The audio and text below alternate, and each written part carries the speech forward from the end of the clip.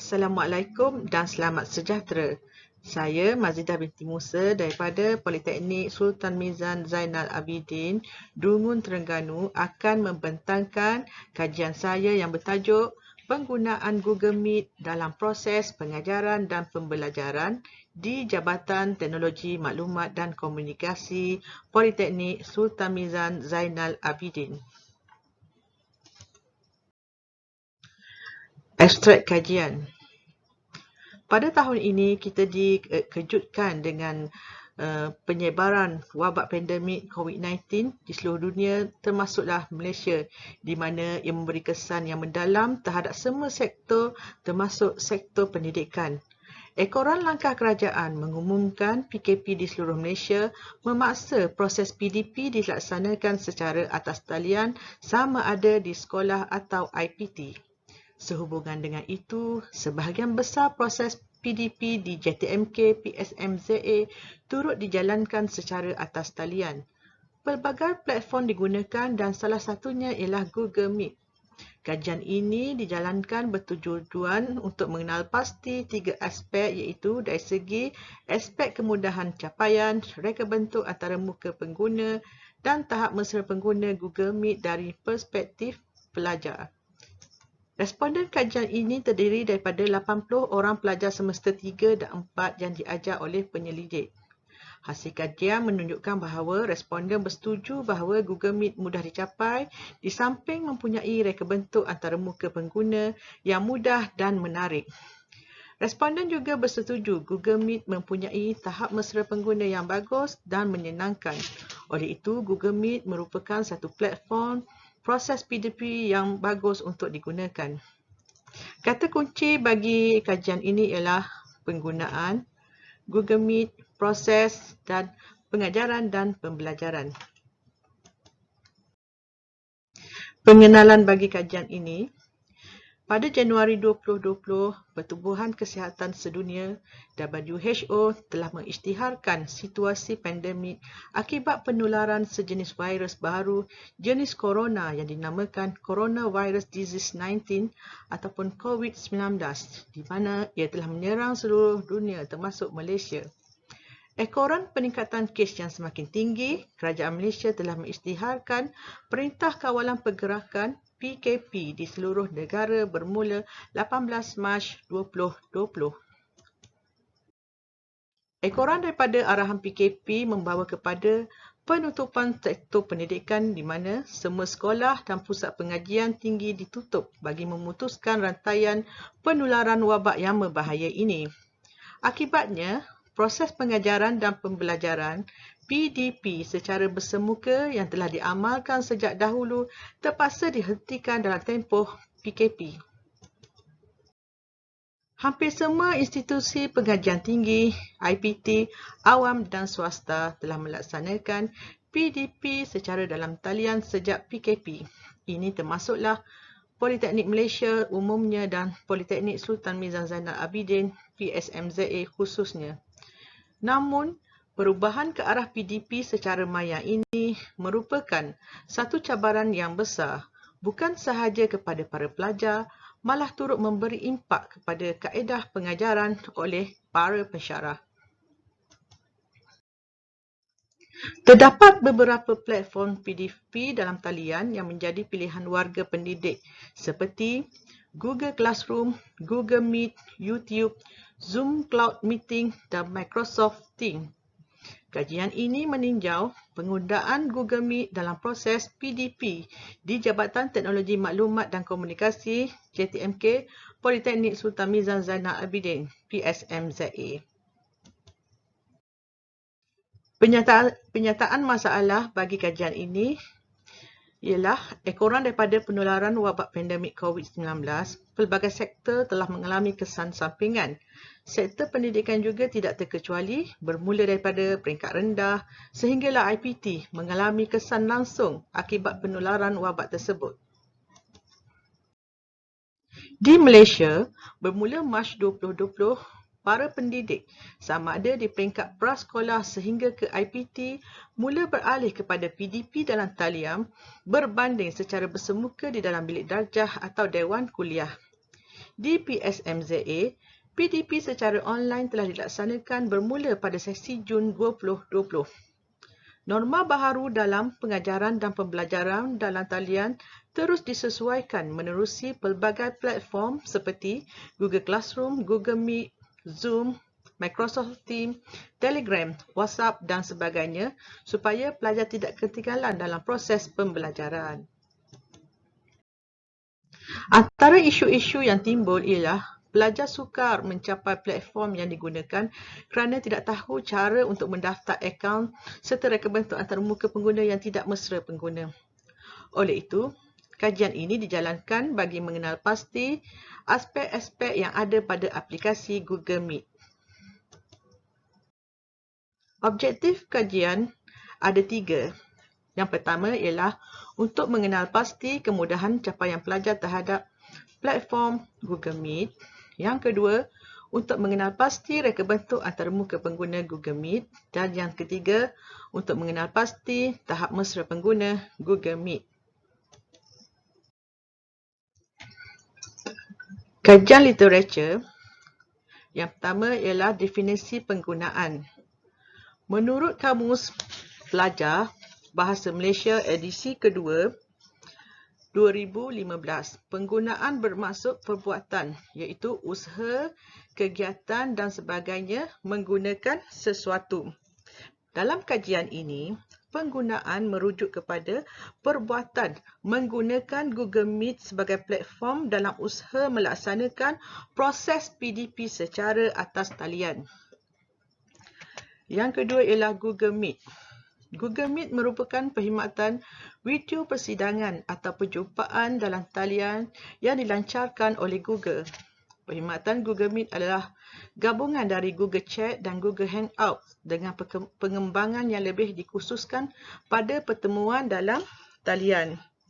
Google Meet diperkenalkan pada 2017 dalam bulan Februari hanya untuk pengguna iOS, iaitu untuk pengguna-pengguna iPhone. Pada bulan berikutnya, Google Meet telah diperkenalkan secara umum dan dapat diakses melalui web browser, iOS dan juga Android. Dalam versi percuma, pengguna dapat melakukan pertemuan dengan jumlah maksimum 100 peserta. Manakala bagi versi premium, pengguna dapat melakukan pertemuan daripada 100 hingga 205 orang peserta. Okey. Yang ketiga ialah proses.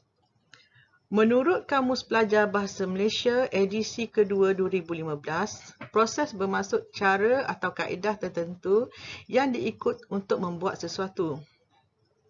Selain itu, proses juga bermaksud beberapa perbuatan berperingkat-peringkat yang dilakukan untuk mendapatkan sesuatu. Dalam kajian ini, proses merujuk kepada cara atau kaedah menggunakan Google Meet untuk melaksanakan PDP secara atas talian. Definisi pengajaran dan pembelajaran. Menurut Kamus Pelajar Bahasa Malaysia edisi kedua 2015, pengajaran bermaksud segala yang berkaitan dengan mengajar atau mengajarkan, iaitu seperti caranya atau sistemnya. Okey, manakala pembelajaran bermaksud perihal atau proses belajar. Di sini dapatlah kita simpulkan bahawa proses pengajaran dan pembelajaran ini ialah satu yang berkaitan proses pengajaran di mana pensyarah ataupun guru mengajar.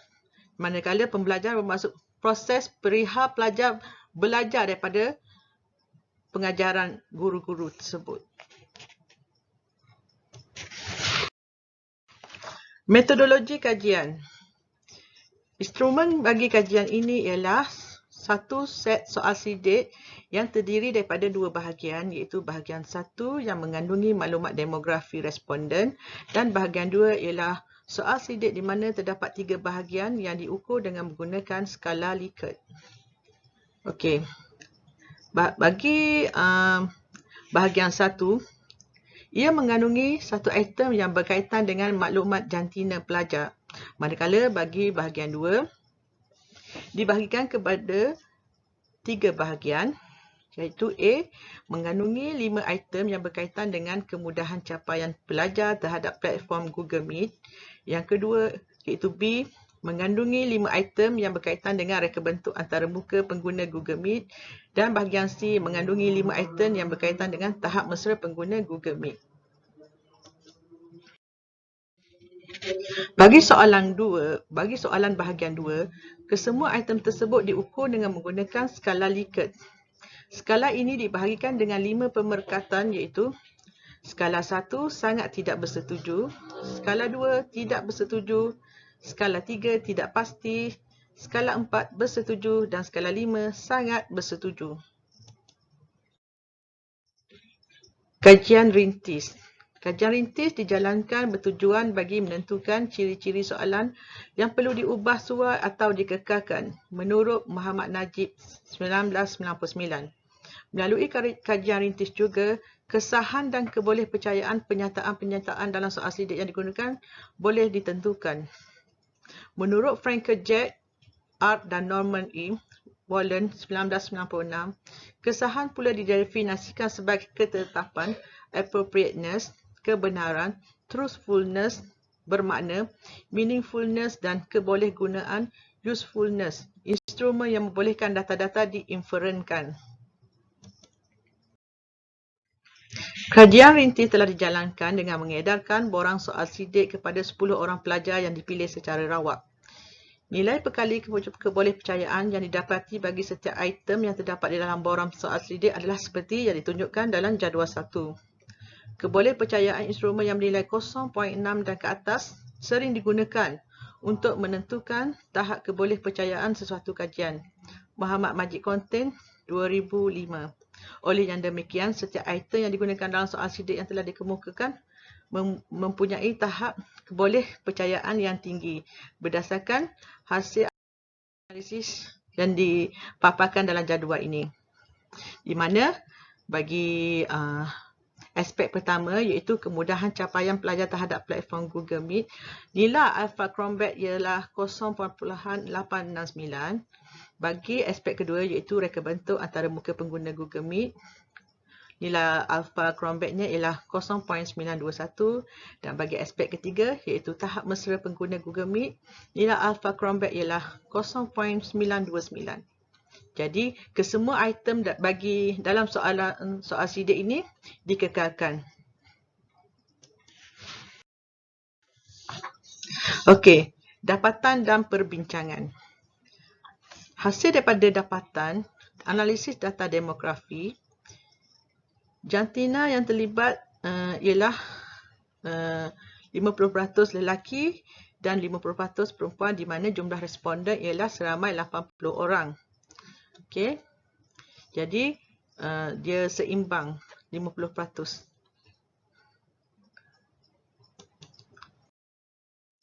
Bagi bahagian B, analisis aspek-aspek yang mempengaruhi penggunaan Google Meet.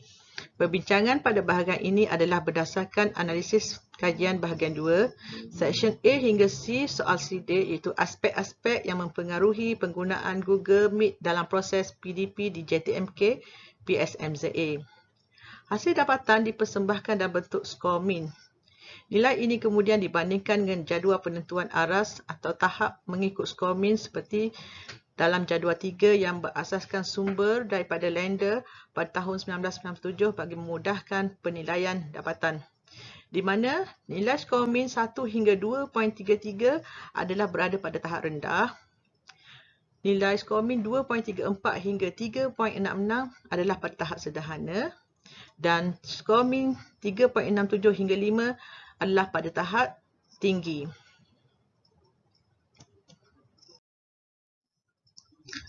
Analisis kemudahan capaian pelajar terhadap platform Google Meet.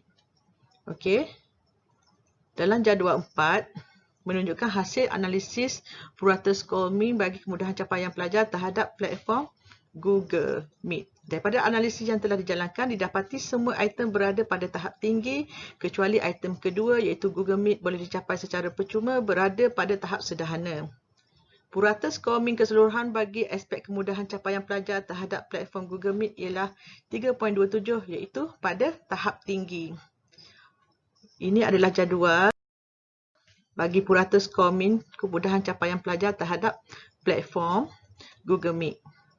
Okey, di sini dapat dilihat jumlah skor yang paling tinggi ialah Google Meet menjadi pilihan saya yang utama untuk aktiviti pembelajaran secara atas talian, dan yang terendah ialah Google Meet boleh dicapai dengan percuma iaitu pada skor 3.49 dan berada pada tahap sederhana.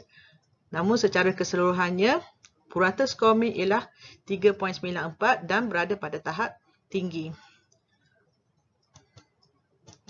Oleh itu, dapatlah disimpulkan di sini bahawa para pelajar bersetuju bahawa mereka dapat mencapai platform Google Meet dengan mudah. Okey, bagi bahagian B iaitu analisis reka bentuk antara muka pengguna Google Meet. Okey, hasil analisis skor itu dipersembahkan dalam jadual 5 menunjukkan hasil analisis purata skor bagi reka bentuk antara muka pengguna Google Meet. Dapatan daripada hasil analisis mendapati semua item berada pada tahap tinggi. Purata skor ini keseluruhan bagi aspek ini ialah 3.90 iaitu berada pada tahap yang tinggi, di mana situasi ini menunjukkan bahawa responden bersetuju bahawa reka bentuk antara muka pengguna Google Meet sesuai dan mudah digunakan. Okey, ini kita boleh lihat jadual purata skor reka bentuk antara muka pengguna Google Meet. Okey, purata skor yang berada pada tahap tinggi iaitu dengan jumlah skor sebanyak 3.90.